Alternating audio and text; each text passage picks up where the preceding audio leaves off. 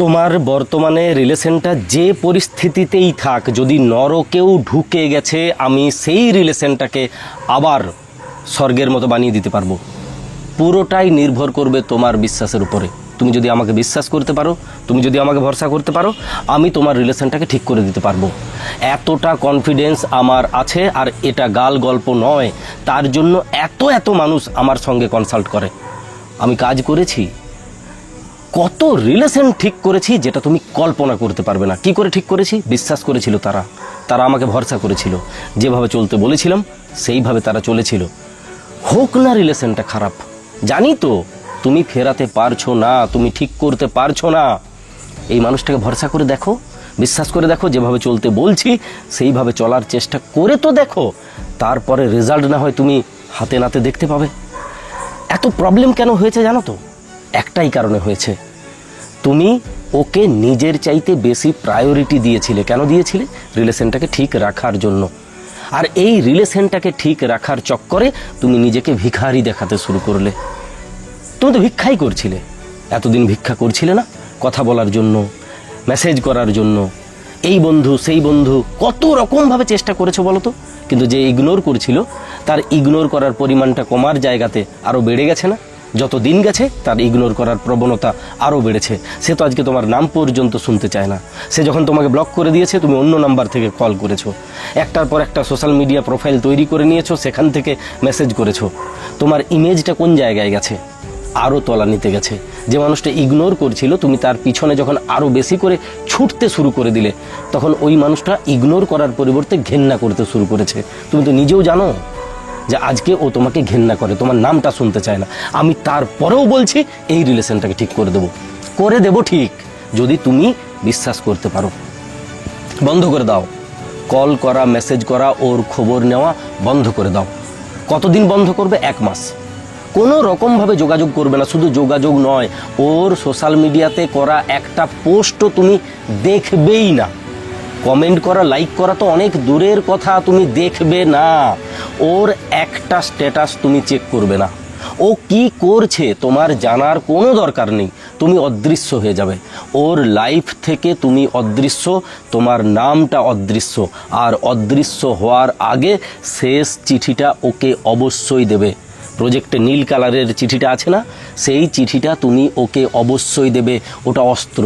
ওই একটা চিঠি শত শত রিলেশন ঠিক করে দিয়েছে। তাই ওই চিঠিটা ওকে দেওয়ার পর যদি অপশন আছে, যদি ব্লক না থাকো, তাহলে নিজের হাতে লিখবে, ছবি তুলবে, হোয়াটসঅ্যাপ করে দেবে। আর যদি ব্লক আছো, তাহলে স্টেপ 2 ফলো করবে। আমি আসছি। তার আগে তোমাকে একটা কথা বলি, এই একটা মাসে ও যদি যোগাযোগ না করে, তুমি কোনো রকমভাবে ডাইরেক্ট ইনডাইরেক্ট কোনো রকমভাবে যোগাযোগ করবে না। সেই কথা তোমাকে কমেন্ট বক্সে দিতে হবে। যদি চাও ওই মানুষটা তড়পাক, ছটপট করুক, তোমার জন্য পাগলামি করুক, যেমন পাগলামিটা তোমার ভেতরে হচ্ছে, ধৈর্য ধরতে হবে, সইতে হবে। কদিন আগে দেখলে বিরাট কোহলি, রোহিত শর্মা কি দেখিয়ে দিয়ে গেল। বিরাট কোহলি তো 2টো ম্যাচে 0 করেছিল, তারপরও কামব্যাক করেছে না। যেখানে সবাই ভেবেছিল ফুরিয়ে গেছে, হারিয়ে গেছে, আর এরা দুজনে ফিরবে না, ফিরে দেখিয়ে দিয়েছে না। ওদের পরিস্থিতিটা বুঝতে পারছিলে, চাপ বুঝতে পারছিলে, ওদেরকে সরিয়ে দেওয়া হচ্ছিল। তার চাইতে খারাপ পরিস্থিতিতে তোমার রিলেশনটা নেই রে বাবা। তুমি যতটা খারাপ দেখছো, পরিস্থিতি ততটা খারাপ নয়। কারণ ওই মানুষটা তোমাকে ভালোবাসতো, তোমাকে নিয়ে স্বপ্ন দেখেছে, এখনো পর্যন্ত তার সেই আগের ইমোশনগুলো আছে। তুমি কি করেছো? তার ভালোবাসাটাকে ঘেন্নাতে পরিণত করেছো। পা ধরে ধরে, পায়ে তেল দিয়ে দিয়ে দিয়ে দিয়ে দিয়ে দিয়ে তাকে দাম্ভিক বানিয়েছো, অহংকারী বানিয়েছো। তুমি কারিগর। তা তুমি যখন তাকে অহংকারী বানাতে পারো, তাকে তুমি ভগবান বানিয়ে দিতে পারো, তুমি আবার তাকে প্রেমিক বা প্রেমিকা বানাতে পারবে না? এটা হয়? তুমি ধৈর্য ধরতে পারছো না, তোমার মনে হচ্ছে ভাঙছে ভাঙছে ভাঙছে।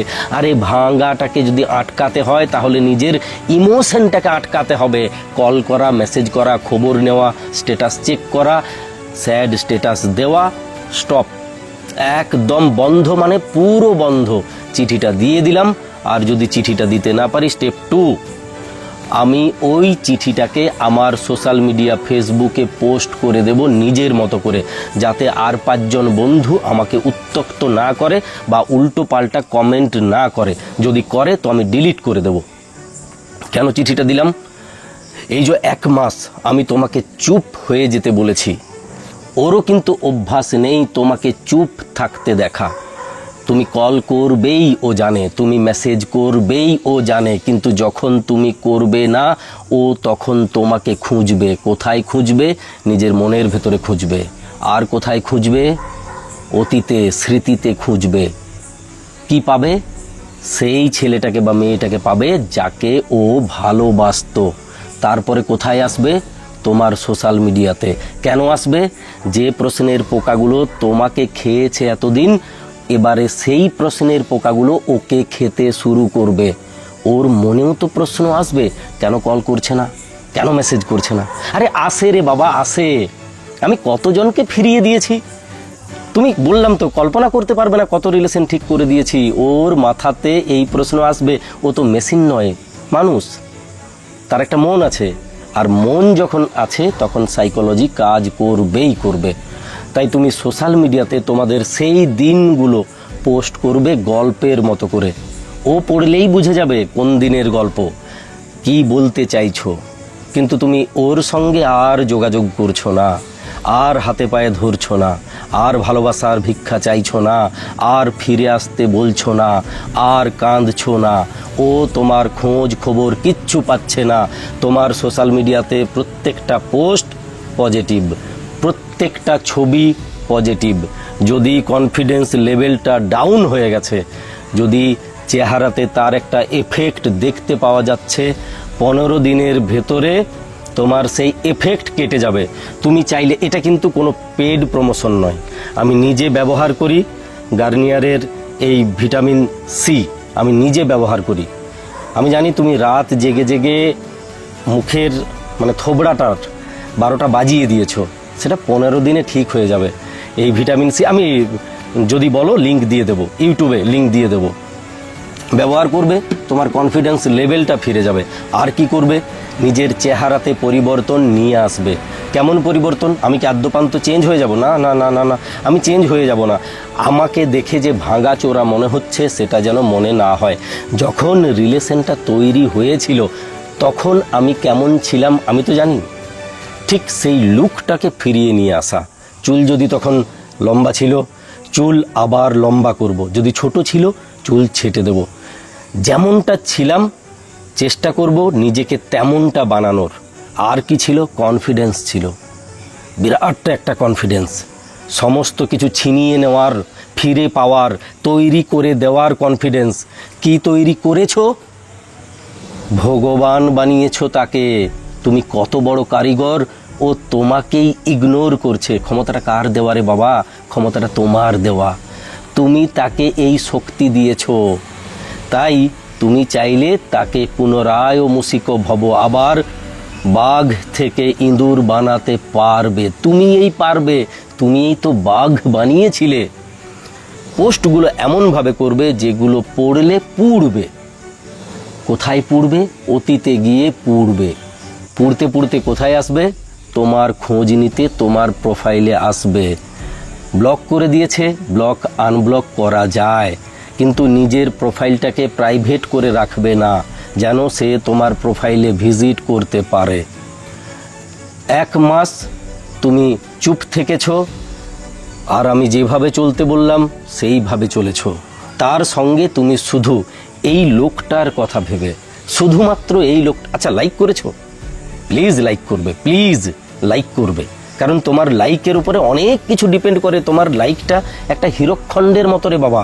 তোমার একটা লাইক 10টা রিলেশন ঠিক করে দিতে পারে। কারণ এই ভিডিওটা বুস্ট হবে, আরও মন ভাঙা অনেক মানুষের কাছে পৌঁছাবে। তাই লাইক করবে। জানো তো, তুমি যদি চাও না, তুমি সব ঠিক করে দিতে পারো, সব ঠিক করতে পারো। তোমার চেহারার উজ্জ্বলতা, তোমার পজিটিভ পোস্ট, তোমার পজিটিভ ছবি তাকে আবার আকর্ষণ করবে তোমার দিকে। আবার সে পড়বে, আবার প্রেমে পড়বে। আর এই লোকটার কথা ভেবে, যে কথাটা বলতে গিয়ে আমি একটু সময় নিলাম, মেডিটেশন মেডিটেশন মেডিটেশন। প্রতিদিন পজিটিভ ভাবনা নিয়ে মেডিটেশন করবে। মেডিটেশন করার জন্য তোমাকে এক্সট্রা কিচ্ছু করতে হবে না। তোমার পছন্দের কোনো আধ্যাত্মিক একটা গান চালাবে, তুমি কি ভবিষ্যৎ দেখতে চাও সেই ভবিষ্যৎটাকে কল্পনা করে যাবে। তুমি পেয়ে গেছো পেয়ে গেছো পেয়ে গেছো, সেটা শুধু ফিল করবে, উপভোগ করবে। মুখে তোমার হাসিটা বজায় থাকে যেন যখন তুমি মেডিটেশনটা করবে। 15 মিনিট প্রতিদিন, 15 মিনিট, কোনো একটা নির্দিষ্ট টাইমে যে সময়টাতে তোমাকে কেউ ডিস্টার্ব করবে না। তুমি দেখো ঠিক হয়ে যাবে, 100% ঠিক হয়ে যাবে। ও যদি মানুষ হয়, ওর যদি একটা মন থেকে থাকে, আর সেই মনটা যদি কোনো দিন তোমার সঙ্গে জুড়ে ছিল প্রকৃতভাবে, আর ও যদি ফ্রড, ও যদি টাইম পাস করেছে বা অন্য কোনো উদ্দেশ্য নিয়ে তোমার লাইফে এসেছে, তাহলে ভালো হয়েছে, আপদ বিদায় হয়েছে। 2-4টা মাস, 2-4টা বছর নষ্ট হয়ে যাওয়া ভালো পুরো জীবনটা নষ্ট হয়ে যাওয়ার চাইতে। কথাটা শুনতে খারাপ লাগলেও এটা বাস্তবতা। একজন মানুষ পুরো জীবনটাকে নরক বানিয়ে দিতে পারে। তাই যদি একটা সাময়িক সময়কে নরক বানিয়েছে, সেই সময়টাকে বাঁচানোর চক্করে আমি পুরো জীবনটাকে নরক করতে বলবো না। যদি সে তোমার যোগ্য নয়, সত্যিই যদি সে তোমাকে ভালোবাসেনি, তাহলে তেমন মানুষকে ফেরানোর চাইতে একা থাকা ভালো। কদিন পরে শতগুণ ভালো মানুষ তোমার জীবনে আসবেই আসবে। আসে আসে, আবারও বলছি আসে। এই লোকটাকে দেখো, আর এই লোকটা আরও কতজনের জীবনে কত ভালো মানুষ এনে দিয়েছে সেটাও তোমার কল্পনার বাইরে। তাই ওই শেষ চিঠিটা তোমার কাছে অস্ত্র। প্রজেক্টের প্রত্যেকটা গল্প, প্রত্যেকটা চিঠি নিজের মতো করে লিখে সোশ্যাল মিডিয়াতে পোস্ট করতে থাকবে। বাকিটা আমার উপরে ছেড়ে দাও। ইউটিউবটাকে কন্টিনিউ ফলো করবে। নোটিফিকেশন যাক না যাক ফলো করতে থাকবে। ফেসবুকে আছো থাকো, ইনস্টায় আছো থাকো, কিন্তু ইউটিউবটাকে কন্টিনিউ ফলো করবে। এখানে আমাকে প্রপারভাবে পাবে। ইউটিউবটা হচ্ছে আমার বাড়ি। ভালো থাকো, ভালোবাসায় থাকো, প্রত্যেকটি মানুষের সঙ্গে থাকো। আমি আছি, তুমি আছো, সেও থাকবে।